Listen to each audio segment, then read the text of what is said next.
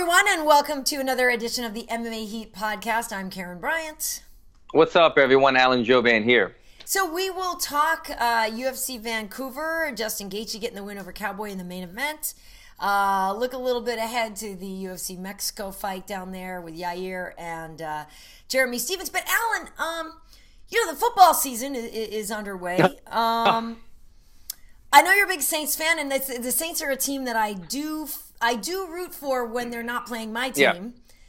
Right. Tough weekend, though, huh? Tough weekend. Here's the thing.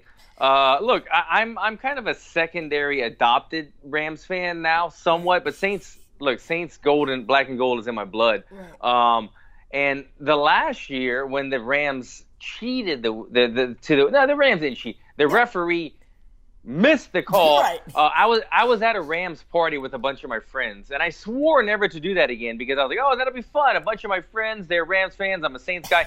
No. When it's that much on the line and it's a playoff and you go to the Super Bowl, right. And you've got 50 people all like screaming against your team, and it was tough. So I didn't want to ever do that again. But then last minute we said, you know what, let's go to the game. We'll get some cheap tickets. We went over there, had a good time. Damn it, though. My man Drew Brees hurts his thumb and like the opening freaking right away. Right, yeah. We got there like 5 minutes late, and Brees was already out of the game. So I never got to see Brees even take a snap. Right. And so from there, it was pretty downhill. So it's tough. In football, so much is surrounded by the quarterback. And so you take the best player, the main player, the guy that distributes the ball in every single play, one of the best of all time, out of the game.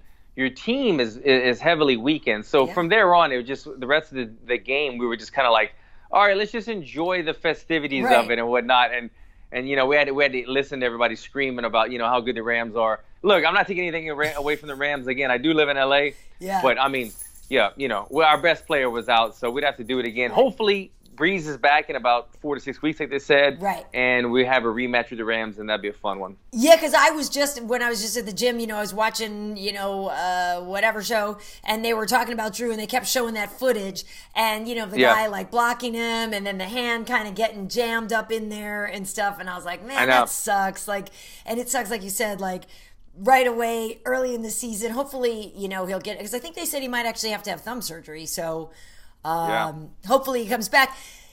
I'm a Patriots fan, for those who don't know, so go ahead and start hating now. I believe it was 43-0. What a difference of games that we had. We had the Rams, our best player, out. You guys slaughtered the Dolphins, those poor guys. Squish the fish, man. Like, that's the thing. And we got new players, obviously. Looks like Tom Brady is already. And he looked good. Yeah, no, I know. I know it's problematic, some of the stuff that occurs off the gridiron. I don't know. I'm just saying, we got a guy that can catch a ball. We got a dude that can throw the ball very well to him. So I'm happy about that. And they seem to work well together. They seem to be on the same page with everything, even though it's been a short relationship thus far. But I got to say, Karyn, they looked good.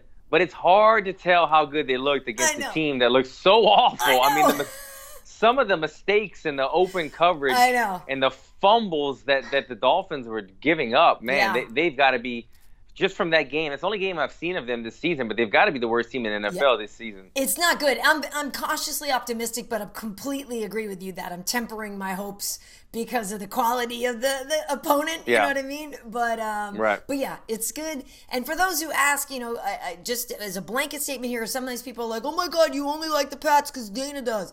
I'm from Boston. It is my hometown team. Dana does. I grew up watching them, so that's why I like them. Because Dana does. Like, why would you even do that? Because Dana does. Like, yeah, it's gonna make you more money. You're gonna get a bonus. You're gonna get a pay bonus because you root for them. Weird. Okay, so let's talk main event. Cowboy Cerrone, Justin Gaethje, Cowboy fighting at 155 again here. Yeah. Did not go well for him, Alan. It's his second loss in a row. He had that really amazing fight with Tony Ferguson. The situation at the end with the nose, and he mistakenly blew it, and the fight had to get stopped. This time he and Gaethje were getting after it. Gaethje was landing some really good stuff. It got to the point where the ref waved the fight off. I personally thought that was right on time and was okay with that stoppage. I know Donald said some stuff in the press afterwards, like sometimes you get a ref that lets you keep going, sometimes you get a ref that doesn't. Yeah. And tonight I got one that didn't. Obviously Donald is a legit badass and all of that, but I think the stoppage was right. It was 100% right. Yeah, I mean, look, Cowboy's a fighter. He's more than a fighter. He's Cowboy. He fights anytime, anywhere, all the time. We've seen it. We've seen his style. The great thing about him, he doesn't get too down on himself about losses. Yes, he was upset. Yes, he wants to continue fighting. But it was a perfect call. He was out. He was out very bad. You could see, or maybe not out, but he was not functioning. He was not defending himself properly. The first time he got sat down, and he was on his knees. Mm-hmm. He was in very slow motion, and that started to worry me because any other fighter that would not have been a friend, as Justin Gaethje was, would have teed off on him or could have done some nasty stuff right there. Cowboy's hands were down. His knees are on the canvas. He was kind of trying to find his wits. Gaethje kind of looked at the ref, which is the right thing to do, as it, provoking him to stop the fight. The ref wanted to see a little bit more. Gaethje might have touched him one or two more times. Yeah. Gave him another look, and it forced the ref to step in. So, great call. Cowboy was not knocked out unconscious, but he was definitely rebooting his program, and he could not defend himself, and he could have eaten 25, 30 punches before the ref stepped in. He only ate 2, so it was a good call. I like what Gaethje did as well. Yeah. I spoke about this recently. I don't remember if it was on our podcast or if it was on my Instagram. But about it's a smart thing for fighters to do, and I'm not trying to get away from the main event, but it's a smart thing for fighters to do these days. And if you see something that you don't feel the referee, the judges, the fans, or anybody else sees, but you see it inside there, you feel the energy, it's good to point it out. And so Gaethje knew that Cowboy was out. He provoked, he told the ref, let's go, stop it. He helped him stop it. And I say, and I've been talking about that more and more, that this is where we're at in martial arts, is the better you get at things, or the more you have to bend the rules or figure out ways to get by. And I don't mean that in a negative way. I mean making the game continue to progress. And so he's a high-level fighter, and when all the stakes are on the line, you have to do the little minute things to get the job done. And that helped to get the job done without allowing Cowboy a tremendous amount of damage, which would have been unnecessary at that point.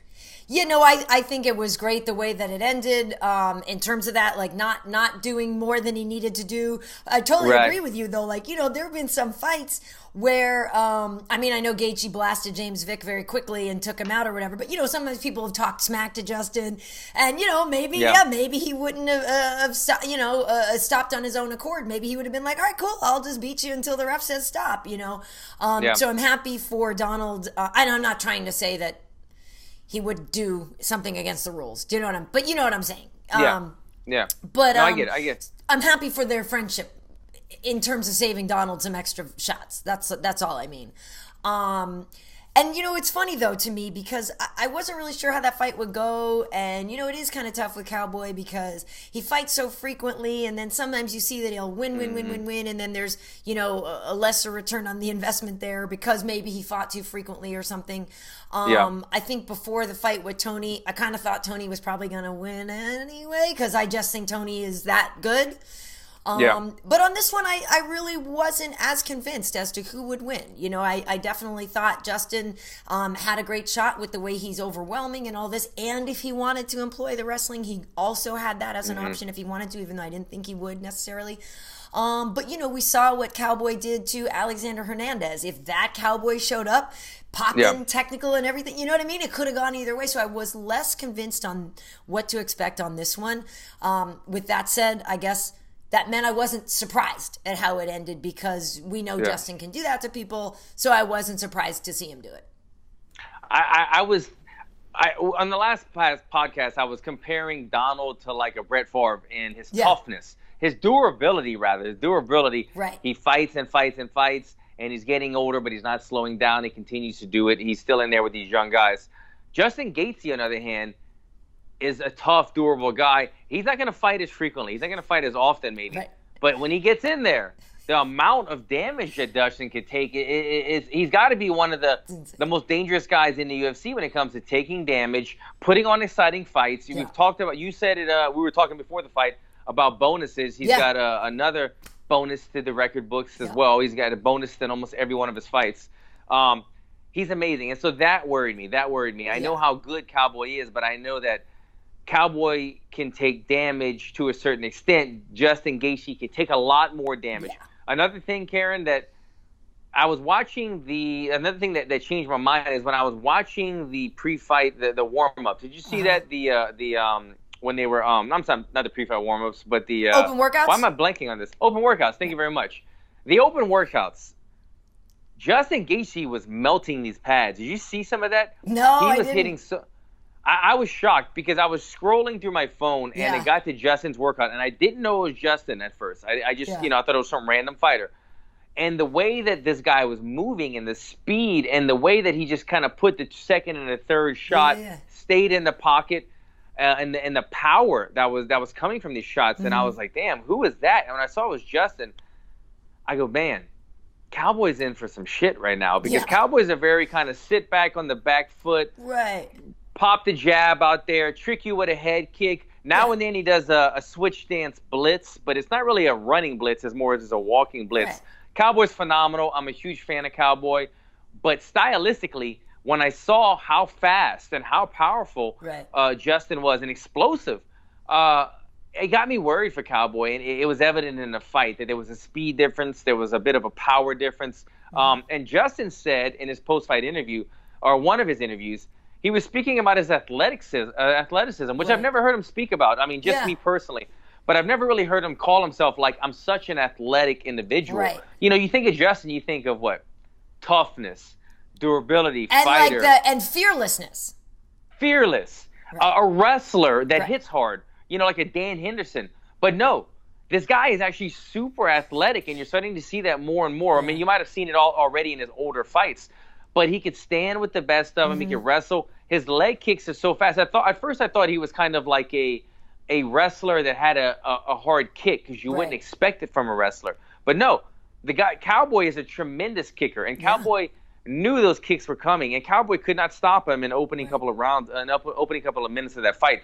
So Justin is proving himself more and more to me to be quite the force to be reckoned with, and hopefully some big fights. I know we can talk about this as well. Some big fights are starting to arise in the future for him.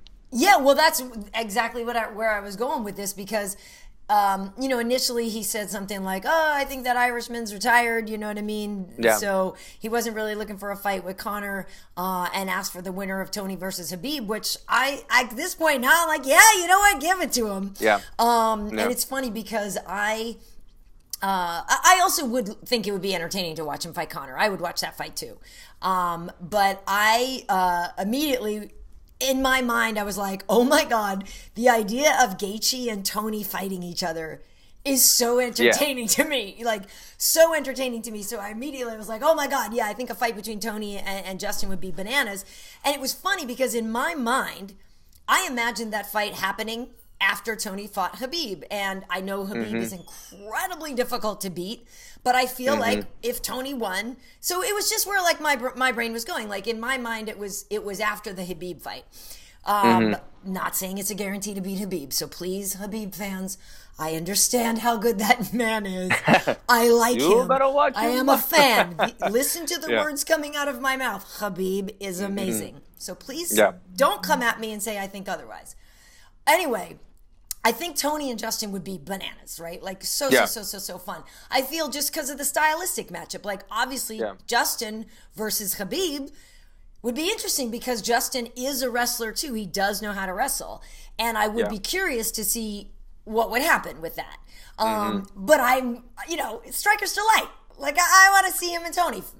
Well, yeah, we're talking about two different types of fighters. When we watch Khabib, we watch it because of his greatness, his dominance. The man is one of the great ones. And I love, people in general, I think we're all probably the same way. I love to watch greatness happen. When you're watching something in the history books. The first time that this has happened, Yep. somebody who's on an undefeated streak. Right. Every time they watch, the world is watching as well. So it makes it more electric because the majority of people who hang around your circle are all watching the same thing at the same time. So it's got this vibe about it.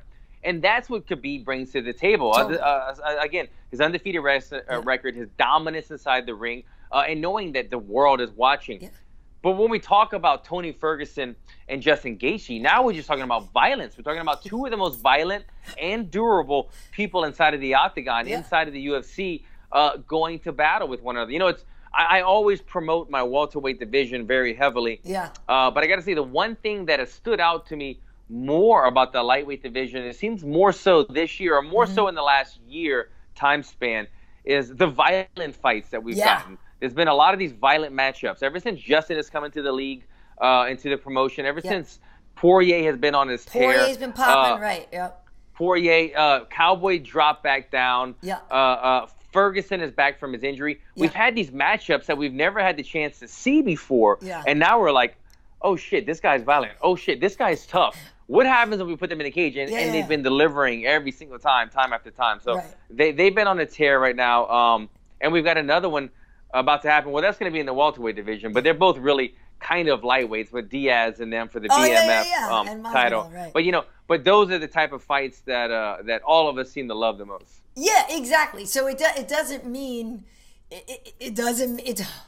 for the love of Christ, I actually want to see nothing more than Tony versus Khabib. Like, that's the thing. Yeah. Is like that's the one that has to happen. It has to happen. It has to happen. And we've tried to see it 3 times, 4 times. How many times? Every single time I take the bait. Every single time I get excited. And every time we've been let down. But I still 100% truly believe that fight is going to happen. I believe it's a fight that has to happen. But after that, I'm cool with Justin getting the next shot.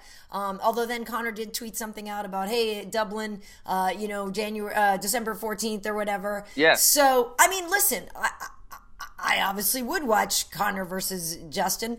I'll always watch a Conor fight. You know what I mean? I will always watch a Conor fight. But I don't know. At this point, I do think, Justin makes a good argument for the winner of the title shot.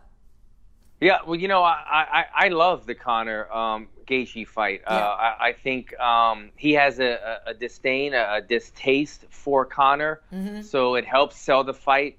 Conor, I have not seen Conor reply back to him as much as I would have thought. Maybe I've missed it. I don't know. But, I haven't seen either. For somebody to be so outspoken and so disrespectful to Conor, I'm sure Conor's fans have been reacting to Justin. Justin probably doesn't watch that, but Conor has not came out as much as I've seen it. If I'm wrong, viewers, please send it, please comment, please share the links on this. But I thought Conor would have been more outspoken. But I think this is the problem. This is the trouble that Conor faces. If he engages in some back and forth, it promotes a fight, it sells a fight, and he knows whoever he engages with, he's kind of picking the lucky one because that's how Conor is. He knows that he does what he wants, and he gets to pick who he wants, and that's a massive payday for that person. But being that Khabib and Tony still have to fight, and Khabib wants a little rest, and Justin just fought, and Conor wants to fight at the end of the year, I say make it a 4-man tournament.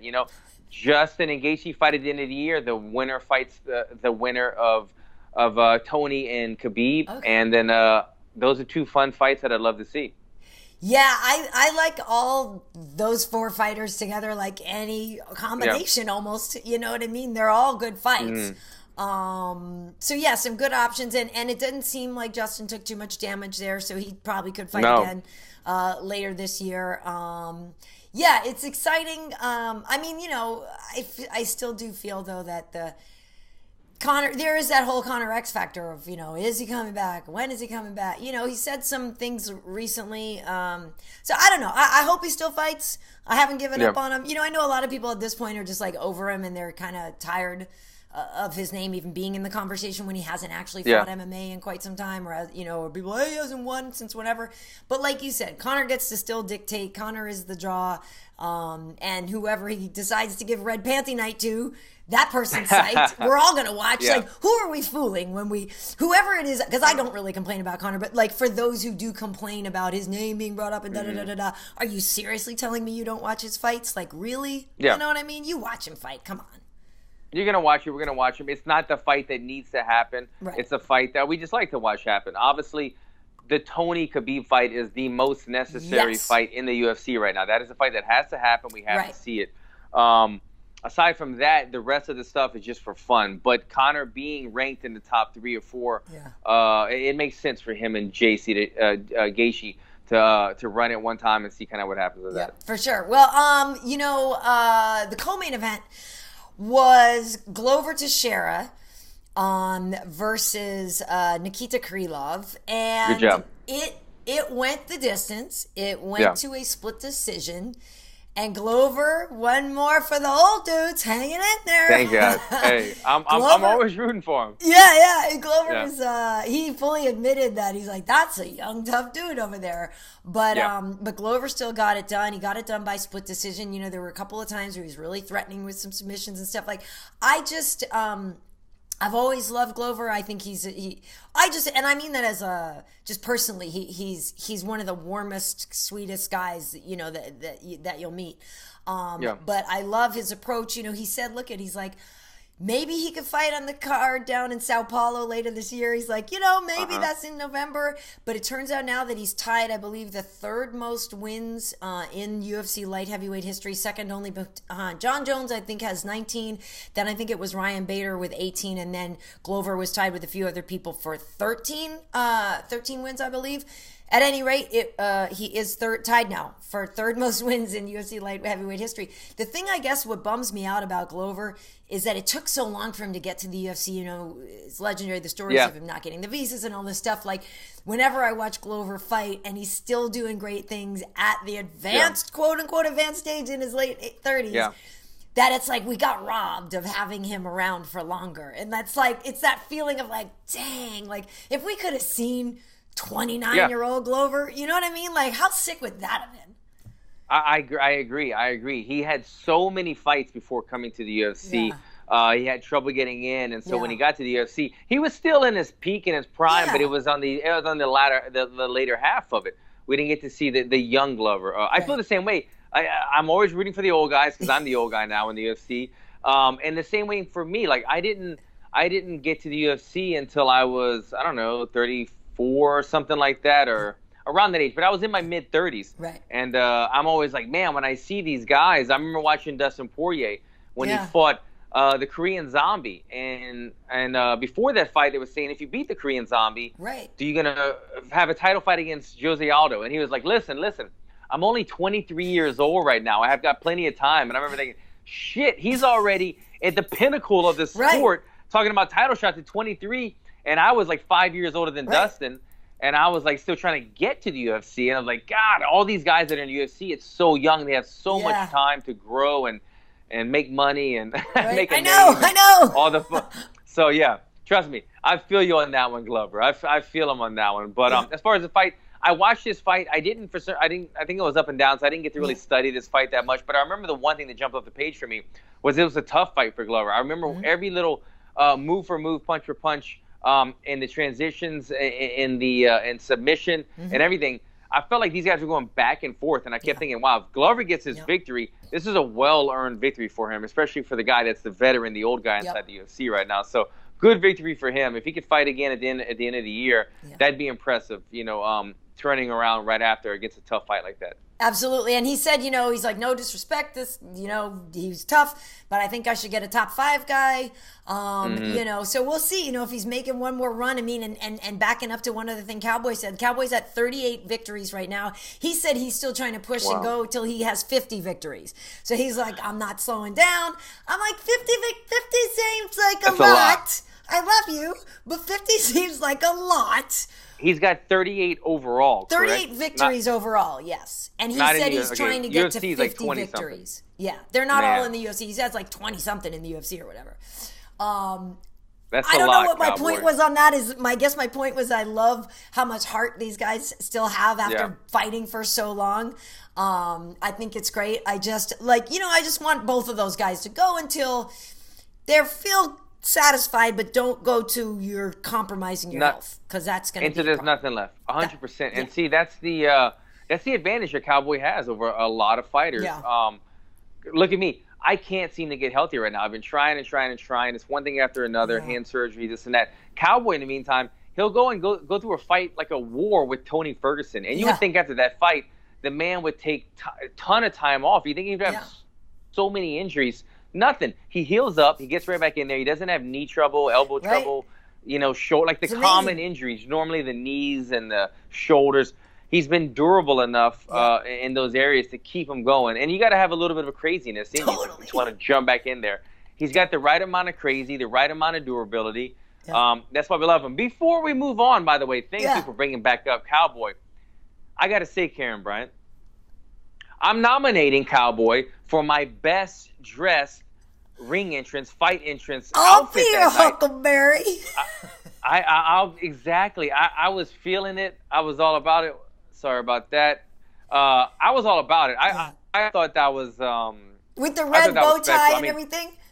The bow tie. He did the soul patch, the mustache. He even looked super pale. I mean, like he looked super pale, like the sick. Who are we talking about? Doc Holliday. Doc Holliday. Thank you very much.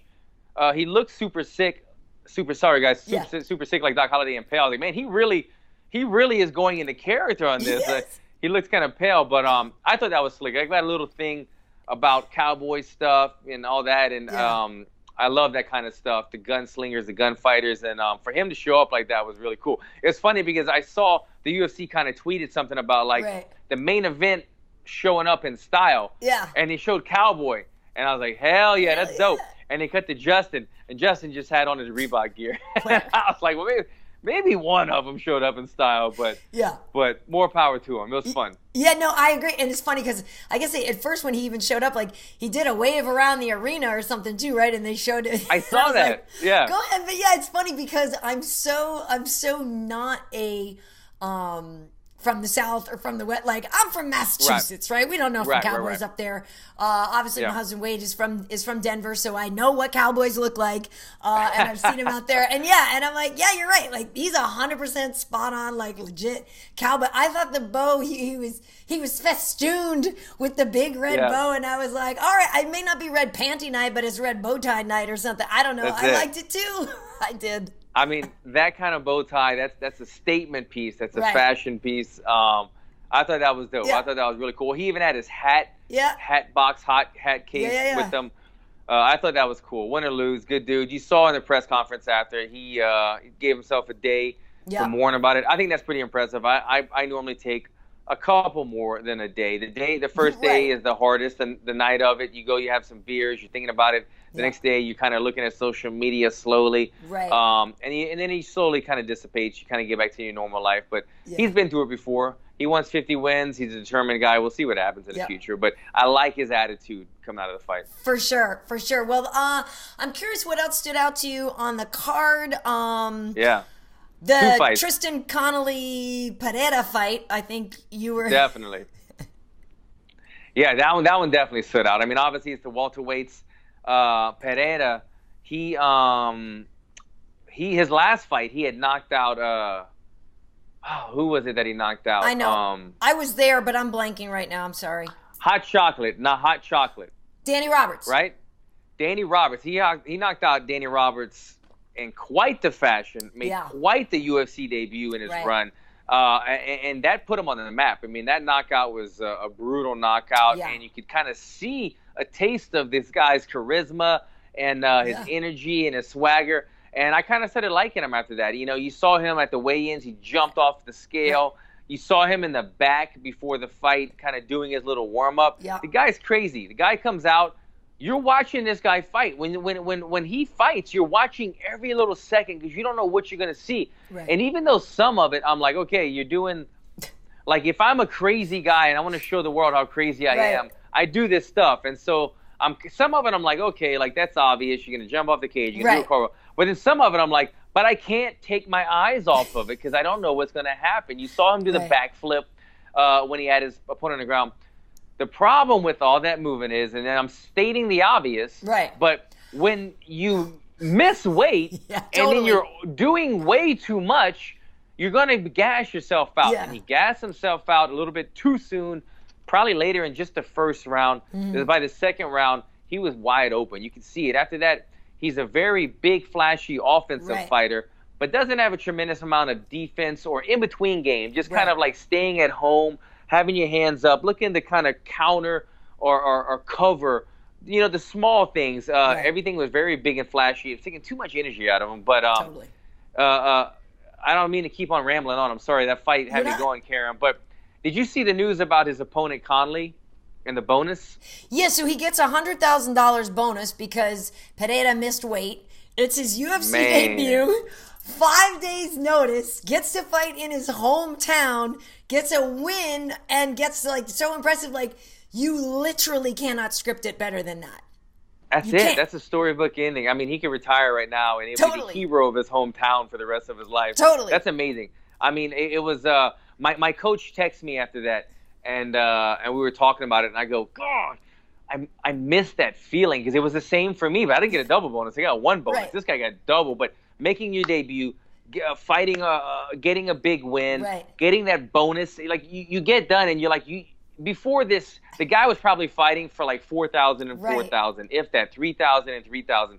You go and you make $100,000 on your first night in the UFC, and the world got to see it. And what do? You go get some food, you have a beer, you get drunk. It doesn't matter, because it's such a fun feeling. He was experiencing that tonight, and not only was it a huge payday, but he derailed a really big prospect. You could see the UFC really starting to think, oh, this Pereira guy, this might be somebody kind of like a Mike Perry guy that may not be a guy making a title shot, but he's always going to be entertaining. You always want to watch him fight. He knows how to work the crowd, and he's got that vibe about him.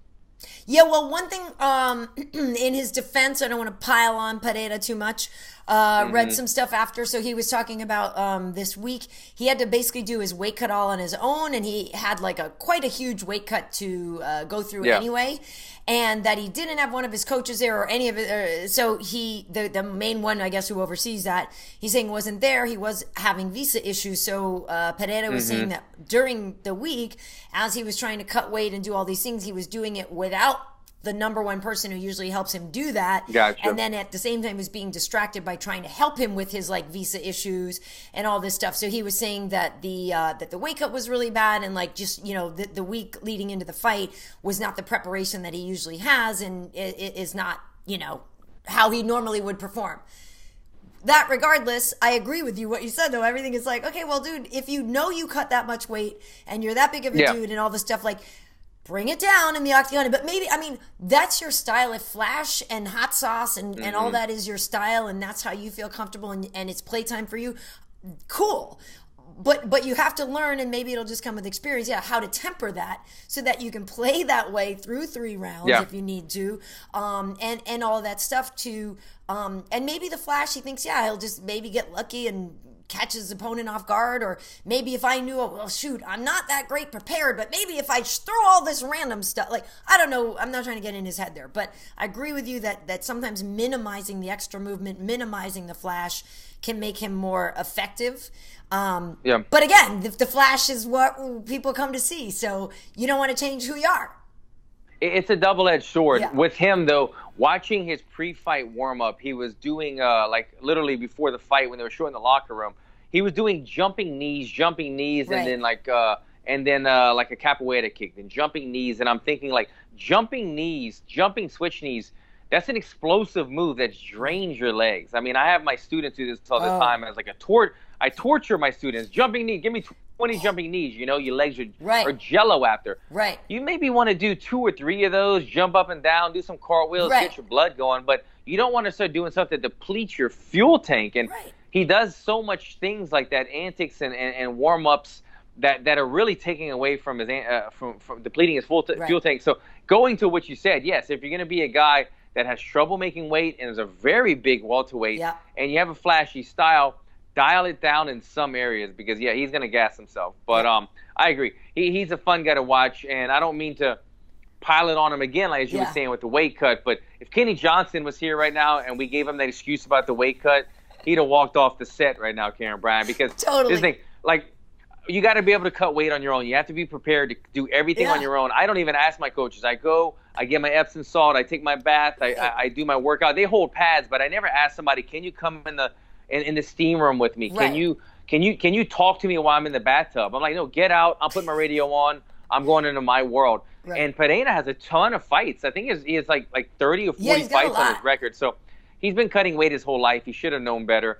Yes, I get that maybe like a key to doing it, the guy wasn't there. But, yeah, at 30, 40 fights, above 10 fights, you should have it down to a science. For sure. Well, and one thing, though, that I thought was interesting that Tristan said, because usually he's a lightweight. You know, it was a short notice fight, so he fought at welterweight. But he was saying he actually, Pereira was like kind of the perfect guy, I guess, because he said he would have been more intimidated by fighting like a pure like boxer or something, like a real just like well-trained, more technical welterweight, because he's like, well, then I would have given up all this size, and I would have also given it up to like somebody who's technically sound, and that would have been more imposing. He's like, to be honest with you, it was ideal to get, he's big. He said, but, you know, once we started growling, I got in a clinch. I could feel that he wasn't going to be that much bigger than me or that much stronger than me.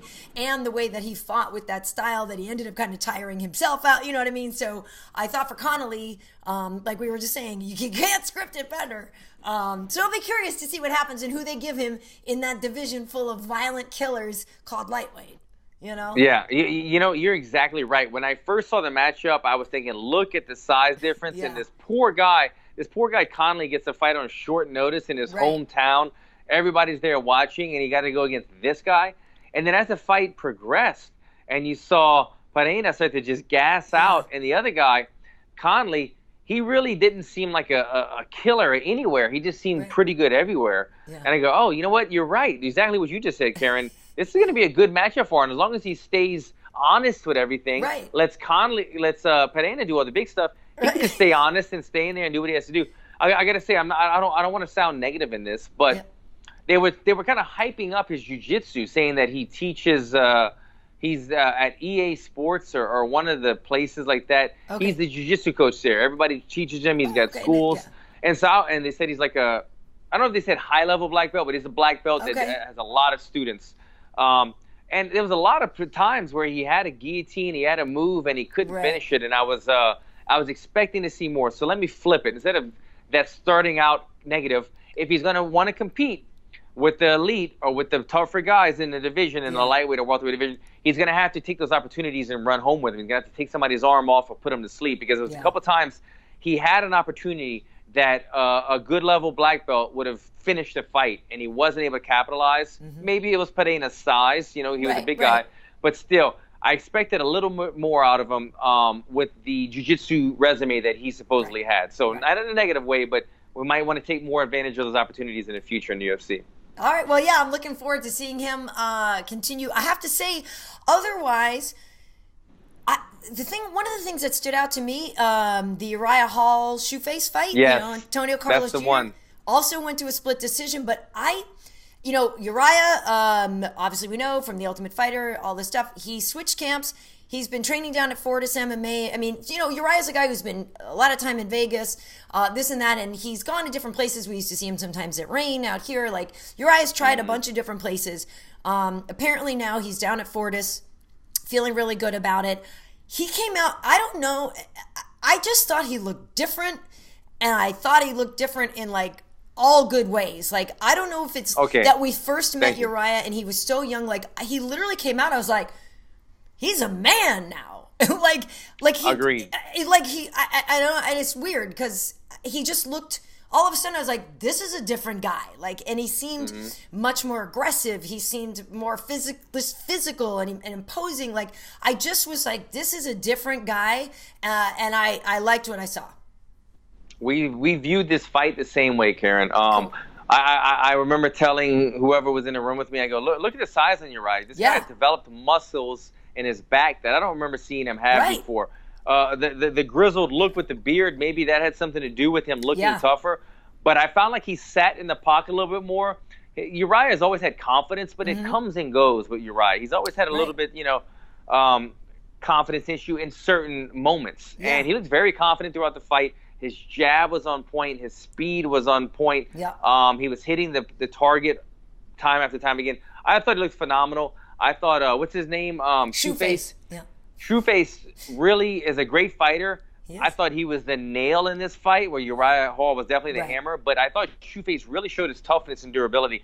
There was a lot of points in that fight where I think a lesser fighter would have given in. Uriah was tagging him, popping him in the nose when he saw blood, hitting him with big, heavy shots. He was hitting him at times where I go, that hurt. Like, sometimes things just hurt. Sometimes you don't really feel shots, but then sometimes you're like, shit, that hurt. And I'm like, I remember thinking, Shoeface, he's hurt. This hurts. This is like the shit that hurts. He never gave up. He would go in and shoot that takedown. He would go in and make himself punch. He would put himself in danger. Props to him. A tremendous fight, keeping it a very back-and-forth fight. To be honest, I thought that might have even been a potential fight of the night. It was such an intriguing fight to me, how good Uriah looked, and then the durability and the toughness from Shoeface. Yeah, I found it entertaining. And afterwards, Uriah said that he was coming for the strap and all this. And, now I sort of believe him more. You know what I mean? It's like people say that and stuff like that, and maybe it said it before, but now I feel like maybe just this right amount of time coming in, the right coaches now, he's got different training. Like, it does seem like a lot of things are starting to line up. I mean, granted, look, we're talking one fight, but he did seem so different to me, and so many good positive improvements. And we know that a lot of good results have come out of Fortis with other people as well. Like, so I feel like the next 2 fights or so for Uriah are going to be quite telling. And I'm interested to see who they give him, but I'm inspired by what I saw the other night. I was happy for him. And the thing that Uriah has going for him is, aside from a phenomenal performance, where I think it was clear to a lot, I'd be curious to see the MMA media, how they saw it as well, because I think they saw it probably like we did, that there was a noticeable difference in his game and in his look. And so I think aside from that, Uriah's a name. He's intriguing. He's a very honest guy. He will wear his emotions on his sleeve, and I think that's why a lot of us like him. A couple of fights ago, he spoke about his sister. He has talked about mental health. He has talked about issues that a lot of fighters will rather cover up. Uriah is a very open book when it comes to those things, and I've always applauded him for that. I've always been a fan of his for that, and you can see it when he talks. He talks with genuine emotion, what's on his mind, what's in his heart, and so I like him for that. And what I'm getting at is, he's a draw. He really is a draw. He may not be the number 5 ranked guy in the world, and he's had his ups and downs, but all the MMA fans know Uriah. We all remember him from that show when he made his debut on The Ultimate Fighter, and we were like, who is this guy, and who in the world could beat this guy? He's had his roller coaster since then, but I agree. I think he gets a big name after this. He had a tremendous performance, and he's a tremendous guy to watch. So I want good things for him. I like Uriah Hall quite a bit. And I wasn't just rooting for him because he's Jamaican. So there. It wasn't even rooting for him. That's not even the right word. But saying impressed with him because he does walk out with the Jamaican flag and stuff. So, but Shoeface, everybody knows Shoeface, my favorite nickname. But also Shoeface is just like such a good dude too. I like him. And like you said, tough fight, split decision. I mean, it was impressive, an impressive fight, and I'm happy that we got to see that. Happy for Uriah and his improvements. I'm curious what you thought of the Peruvian necktie.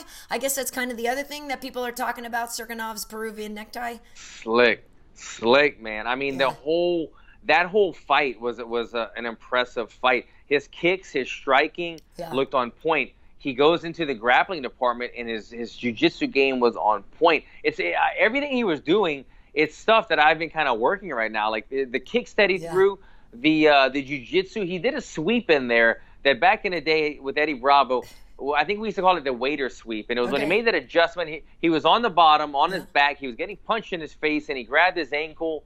He grabbed the ankles of his opponent and did a sweep. Got on top.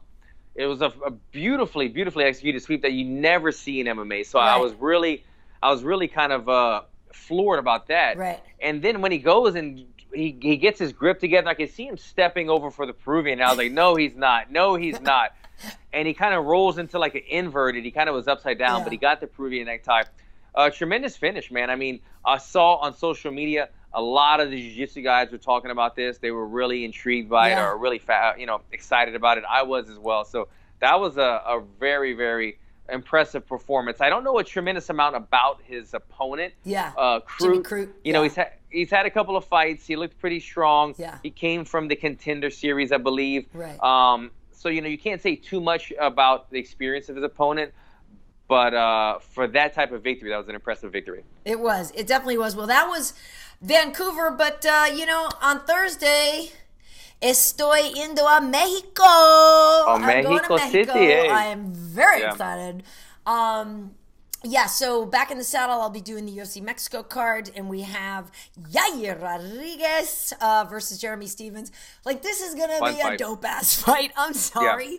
Like, it's going to be ridiculous. The featherweights have been coming on so strong lately and have been looking so good. And Yair, I mean, obviously now everybody knows him after the that up elbow, the shot heard around the world, the latest finish there. But of course, Jeremy Stephens is a guy that's just been blasting dudes forever. So it's going to be tough for Jeremy. Obviously, he will be in enemy territory. Yair will be fighting at home, home crowd and everything. I have noticed, Alan, a lot of guys and ladies, I know Angela's been there for a long time too, have gone to Mexico City in advance to get acclimated to the height. To the altitude, rather. Yeah. So I feel like I don't know. I actually haven't checked Jeremy's to see when he went. But if he's there already, yeah. I have great expectations for that fight. I think it's going to be very good. I think so as well. I as soon as you announced the fight, though, as soon as you just said that, I literally had visions of Jeremy Stephens chasing him across the octagon, trying to close the distance on Yair Rodriguez. And I think that's what we're going to see a lot of, to be honest. Yair going to be the taller, the rangier fighter, more of the kicker, where Jeremy Stephens is more of a hook power puncher. You know his game. Both of these guys' games are they're both very dynamic. But if you had to pick their strengths, it would be that. It would be the power hooks of Jeremy Stephens and the flashy ranginess of Yair Rodriguez. So going to be a fun fight. I hope they have some in the pocket exchanges. There's also another good fight on there. Carla Esparza, one of my new Black House teammates, is fighting on that card as well. So I'm excited to see her. She's been putting in a lot of work at Black House, working with Kenny Johnson the last couple of fights. And she is doing, as you said, Karyn, getting prepared for that altitude. Not only the altitude, but it's the heat, the pollution, everything kind of in one. Like the smog in LA is what we're known for. And in Mexico City, they talk a lot about the pollution, the bad air quality mixed in with that high altitude. So it'll be a fun fight. But Carla Esparza, she has been going to Big Bear in training already. She has been in Mexico City training. She's doing everything she can to be prepared for this fight. And I love it when I see that in fighters, when they do everything they have to do. I think she went out to Mexico City 2 weeks early. Okay, nice. Plus training in Big Bear for about 2 weeks as well. So she's I don't remember who she's fighting. Maybe Aldana. You know it. I believe she's fighting Irene Aldana, right? Yeah. So but she's doing everything possible. So I'm excited to watch Carla fight. I think that's going to be great. Is that who she's fighting? That is who she's fighting, isn't it? I'm not sure. Let me double check, because now my brain is blanking. It didn't ring a girl. Weight class? I'm like, okay, wait. As far as, okay. Let's see. UFC. Here's the thing, Alan. I need to study my fight cards like way more in advance. They get to be kind of wild. So we'll see. Anyway, not able to find it?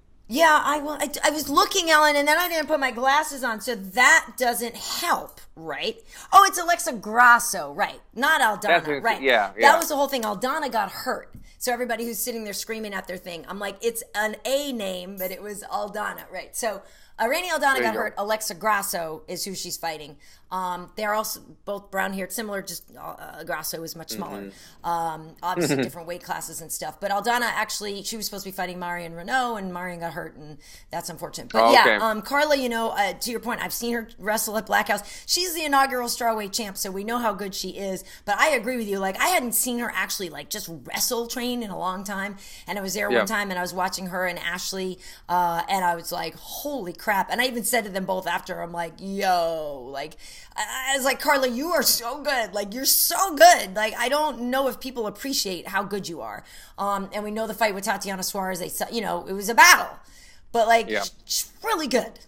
She's very good. Yeah. Tatiana Suarez showed that she's an elite level because she was able to be so strong against against my teammate, Carla. But Carla, just to Kenny Johnson and to Carla's credit, like she had just gotten to Black House and she hadn't really started training that much wrestling at the time. She was doing, I think she had started working with Kenny a couple weeks before that fight. So it's only so much you can do in a short amount of time. Since then, though, she's been making a lot of tremendous strides, and Kenny has been pushing her so hard. I mean, like at the end of practice, he has us doing 300 sprawls, and he's pushing on Carla's head and her shoulders, and like she gets up, and we get done, and she's just yoked up, man. So I look to see good things out of her in this fight. Yeah, I'm excited, and it's my first time to Mexico City. You know, I've been to Mexico now, I guess, 4 times or so for vacationing, but we usually go over on the Playa del Carmen side.